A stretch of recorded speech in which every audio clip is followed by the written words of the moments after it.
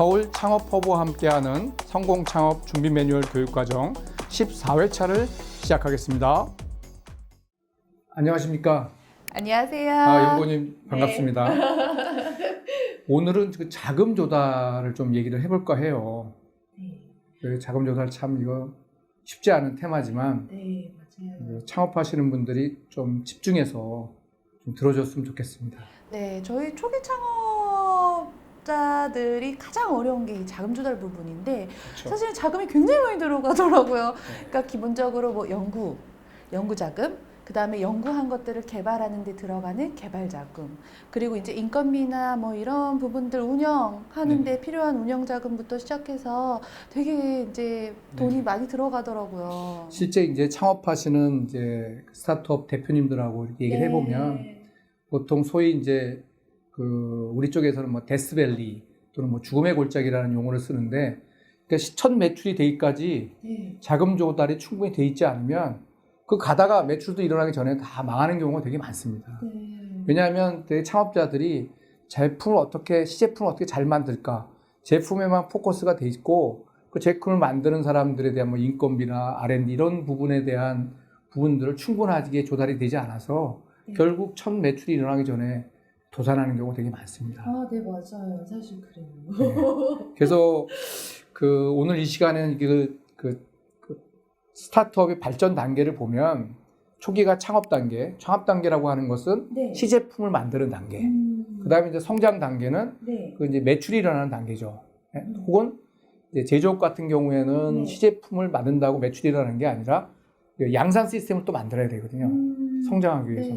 근데 그런 투자들이 이제 성장 단계에서 이루어지기 때문에 그 성장 단계가 있고요. 마지막 이제 안정화 단계는 이제 스타트업이 충분히 성장을 해서 주로 한 100억 정도 매출이 일어나면 이제 증권회사들이 이제 오셔가지고 상장 준비를 한 3년 정도 합니다. 그래서 그 매출 100억이 굉장히 중요한 또 상징적인 의미가 있어요. 그래서 세 단계로 존재가 된다. 그러니까 창업 단계, 성장 단계, 그 다음에 안정화 단계에 따라서 자금 조달이 되는데, 정부 지원 자금은 창업 초기에 창업에 관련된 지원 자금을 한번 주시고요. 그다음에 성장 단계에 R&D 자금이라고 그래서 그 자금을 또 성장 단계 초기에 이렇게 줍니다. 그래서 꼭 기억하셔야 될 것은 정부 자금이 창업 시점에서 한번 주고 창업 시작한 성장 단계에서 R&D 자금을 준다. 이 두 가지만 기억하는 것도 굉장히 유용할 것 같습니다. 아, 그러니까 어쨌든 스타트업은 이제 창업 단계인 거네. 1단계. 네네네. 보통 한 3년 정도 그렇죠. 이내 기업으로 알고 있어요. 맞아요. 네. 그러니까 창업한 지 3년 이내가 돼야 그 자금을 받을 수 있는 자격이 되죠. 아, 그럼 보통 2단계는? 2단계는 보통 이제 7년 이하. 7년 이하의 단계에 R&D 자금을 주는데, 최근에는 이제 그걸 또 넘어서서 매출이 좀 어느 정도 7년이 지난다 하더라도 매출 실적이 어느 정도 있으면 또 R&D 자금을 주는 경우가 있습니다. 그래서 여하간 그런 정부 자금을 받아서 창업을 하셔야 창업 리스크를 충분히 낮출 수 있습니다. 그러면은 이제 저희는 창업 3년 이내니까 초기 창업 관련 자금 지원 사업에 좀 도전을 해봐야겠네요. 그래서 그 창업 자금에 관련된 정보는 K-스타트업이라고 하는 사이트에서 보시면 되고요. 성장 단계에 있는 R&D 자금은 SM택이라고 하는 사이트가 있어요. 그러니까 중요한 거는 그 내용도 중요하지만 그 정보가 어디 있는지, K-스타트업, SM택 이 두 개를 좀 기억하시면 될 것 같습니다. 그럼 보통 초기 창업자들은 K-스타트업이 좀 더 다양한 것들 그렇죠. 정보를 얻을 수 있겠어요. 네, 맞습니다. 그 다음에 2단계에서는 이제 SM택이라는 사이트에서 R&D 자금을 조회를 해보시면 주로 이제 연초에 1, 2월에 대부분 그 1년치 계획들을 공개하기 때문에 1, 2월 달에 그걸 조회를 하시면 그런 정보를 얻을 수 있습니다. 보통 이제 성장 단계에서 창업 7년 차에서는 이제 뭐 성장 초기에 뭐 정부 자금, 엔젤 투자 뭐 이런 것들이 있다고 들었어요. 근데 이제 그 엔젤 투자라는 거는 우리 원론적으로 말하면 매출이 일어나기 전에, 그죠? 매출이 일어나기 전에 투자하는 것이 이제 엔젤 투자가들이거든요. 그런데 사실 외국에서는 그렇다 그러더라고요. 매출도 보지 않고 네. 회사의 어떤 제품이라든가 시장성을 보고 투자를 하는데 네. 우리나라의 경우에는 대부분이 네.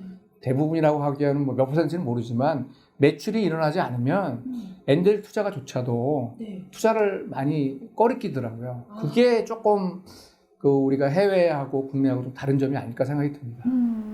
엔젤 투자는 정확히 뭔가요? 엔젤 투자라고 하는 것 개인 투자가들이 네. 네? 돈을 이렇게 갖고 계신 분들이 네. 그런 어떤 사이트가 있더라고요. 엔젤 투자가들의 그 정보, 좋은 네. 스타트업들 이렇게 공개적으로 이렇게 보여주는 사업 계획서나 뭐 어떤 PT를 할 수 있는 기회를 주시고, 네, 이렇게 개인적으로 투자할 수도 있고, 또 엔젤 투자 또 협회라든지 이런 데서 엔젤 투자가 또 모임도 있고 자격증도 있고 그러기 때문에 네. 그조차도 엔젤 투자와 관련된 엔젤 투자 협회 사이트에 가서 보시면 잘 설명이 돼 있습니다. 아, 네. 한번 들어가 봐야겠어요. 어떤 내용보다는 그런 정보가 어디 있는지 네. 그러면 될 것 같습니다. 교수님, 제가 또 크라우드 펀딩도 네. 또 알아봤죠. 크라우드 펀딩은 요즘 어떤 경우가 많냐면 이제 네. 시제품이 나왔잖아요. 그 시제품에 대한 시장성 검증 차원에서 이 그 크라우드 펀딩을 많이 하는데 네. 대부분의 크라우드 펀딩 사이트 중에 What is라는 게 있어요. What is. What is? What is. 영어로 What is인데 한국말로 What is라고 하는 사이트가 네. 대부분 굉장히 창업자들이 대부분 그 사이트에 자기 제품을 올려가지고 네, 이제 이 투자를 받는 그런 것도 되게 많습니다. 그래서 이제 그 크라우드 펀딩 그 사이트는 네. 자금 조달이라기보다는 첫 제품을 한번 론칭을 해서 그 투자하는 사람들의 반응을 보는 경우 되게 많습니다. 약간 베타 서비스 같으네요. 네네네. 그래서 거기서 이제 시장에 인기가 있거나 그러면 네. 그걸 보고 또 투자가들이 또 투자도 하기도 하고. 그런 기회의 예. 발판으로도. 그래서 와디즈가 되게 활성화되어 있습니다. 그리고 그 제품이 예를 들어 10,000원, 15,000원, 20,000원 안 되면 뭐 하나씩 사보고 네. 뭐 그런 것들이 돼서 최근엔 굉장히 활성화 많이 돼 있는 것 같습니다. 그래서 그런 차원으로 이해가 되시면 되고 그걸 통해서 훌륭한 어떤 투자가를 만날 수 있는 뭐 그런 어떤 채널 네. 그런 정도로 이해를 하시면 될 것 같고요. 거기서 뭐 큰 자금 조달한다 그런 의미라기보다는 그런 의미를 갖고 있는 게 좋을 것 같습니다. 네. 교수님, 저도 이제 창업 스타트업 기업이니까 이제 K 그 스타트업 사이트에 자주 들어가서 좀 네네. 보거든요. 근데 제가 간혹 그 팁스를 모집한다는 네네. 그 게시글을 좀 봤어요. 네, 팁스. 네.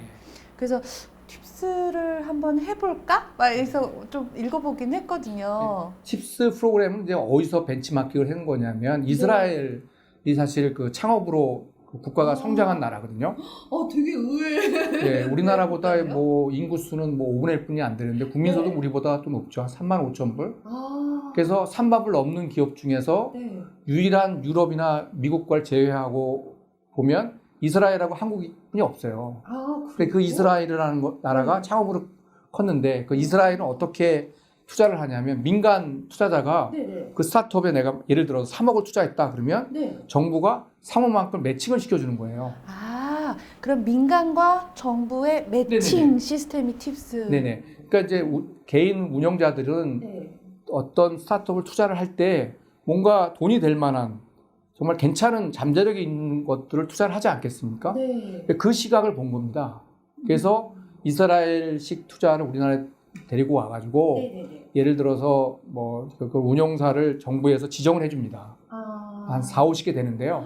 요 회사만 팁스 운영권을 주고 그 회사가 이제 자유롭게 스타트업을 발굴을 해서 내가 이 A라는 회사를 투자를 하겠다, 1, 2억을 하겠다 그러면 그 자료를 정부에 보냅니다. 그럼 정부에서 그걸 보고, 니네 투자 맞다. 그러면 그때 이제 그 자금만큼 매칭도 해주고, 또 뭐 마케팅 자금도 주고, 그래 토탈 정부가 이 회사에 투자할 수 있는 투자 한도가 10억 정도 되는. 그게 한국에서는 자금 조달 측면에서는 제일 큰 프로젝트죠. 그러니까요. 그래서 이제 기술이 좋거나 뭐 이런 좀 유망한 기업들은 팁스를 하려고 되게 노력을 하죠. 그럼 대부분 그 정도 팁스를 받게 되면 일단 R&D를 하는 데는 되게 큰 어려움이 없기 때문에 되게 굉장히 좋은 프로그램입니다. 그래서 스타트업 하시는 분들은 어떻게 보면 꿈의 자금 조달 저거죠. 아니, 팁스도 그러면은 막 이렇게 경쟁률이 엄청 높고 그런가요? 그럴 거예요. 그래서 운영사에 일단 네. 그 운영사의 그냥 그 대표님들이나 거기에 이제 심사역들을 통과해야 되니까 그 정도 사전에 검증된 기업이라 그러면 성공 가능성이 높은 거죠. 아니 제가 이제 초기 창업 패키지에 네. 한번 도전을 해보려고 네네. 요즘 열심히 또 이제 작년 거 네네. 공부를 해봤는데 그것도 경쟁률이 엄청 세다는 그 소식을 들었어요. 보통 한 20, 30대 1 정도 보시면 될 것 같아요. 엄청나네요. 네, 서류 심사도 있고, 네. 그다음에 이제 PT 발표 심사도 있고. 근데 그런 것들을 따는 게 왜 중요하냐면요. 그 초기 창업 패키지를 이렇게 받은 네. 그 스타트업인 경우에는 그 R&D 갈 때도 되게 유용합니다. 이 회사는 이 회사는 그래도 20, 30대 1의 경쟁을 뚫고 이 창업 자금을 받았기 때문에 어느 정도 사업 아이템에 대해서는 검증된 회사다. 그렇기 때문에 R&D를 지원할 때도 되게 어떻게 보면 다른 경쟁자들보다 좀 우위에 점할 수 있기 때문에 이 정부 프로그램을 받은 걸 통해서 자금을 확보하는 것도 있지만 그 명성, 레퓨테이션 이런 것들을 얻을 수 있기 때문에 반드시 그런 프로그램의 지원을 통해서 그 창업을 하셨으면 좋겠습니다. 저도 열심히 또 노력해봐야겠네요. 교수님, 안정화 단계도 좀 간단히 설명. 보통 이제 그 안정화 단계라고 하는 것은 매출이 한 100억 정도 되는 꿈의 숫자네요. 그 정도 되면 이제 또는 뭐 50억이나 100억 사이에 이렇게 들어오면 대기업들이 그 정도 매출이 된 기업들을 대기업들이 M&A를 한다거나 그래서 이제 중간에 이제 출구 전략을 통해서 이제 매각하고 다른 사업을 하거나 아니면 매각된 회사에 거기에 이제 본부장으로서 또 그 대기업에 인수된 회사에 하는 그런 M&A 하는 방법이 또 있고요. 하나는 이제 100억 정도 되면 증권회사하고 이제 상장을 검토하는 상장은 대충 3년 정도 이렇게 감안하니까 100억 넘었으면 보통 그렇게 해서 코스닥 상장을 해서 이제 자기가 이제 지분 투자한 것들을 시장에 팔아서 일정 부분 이제 자금을 회수하는 그런 출구 전략에 관련된 것들이 있습니다. 그러면 출구 전략에는 M&A랑 그 다음에 상장. 그렇게. 근데 이제 그런 방법도 있지만 뭐 제 친구 같은 경우에는 자기 회사 직원들한테 팔고 한 10억 정도 되는데 그 같이 일하다가 이제 자기는 나이가 좀 들어서 이제 은퇴를 하는데 이거 다른 기업에 파는 게 아니라 그 회사 직원들 중에 좀 돈이 있는 친구가 있었던 모양이에요. 이렇게 직원들한테 또 매각하는 경우도 있고. 그런 건 또 다양한 방법들이 있군요. 그다음에 이제 뭐 이렇게 이제 음식 프랜차이즈 같은 음식하는 그런 스타트업 같은 경우는 프랜차이즈를 통해 가지고 또 이렇게 또 사업을 또 출구 전략을 하는 경우도 있고 아니면 뭐 보통 뭐 바지 사장이라고 그러죠. 경영자를 이렇게 그 자기 사업 CEO를 영입하고 자기는 뭐 다른 사업하는 것도 큰 범위에서 출구 전략이라고 보통 얘기를 합니다. 네, 알겠습니다. 저도 빨리 출구 전략을 세워보는 기업으로 성장할 수 있도록 노력해봐야겠습니다. 감사합니다, 교수님. 감사합니다.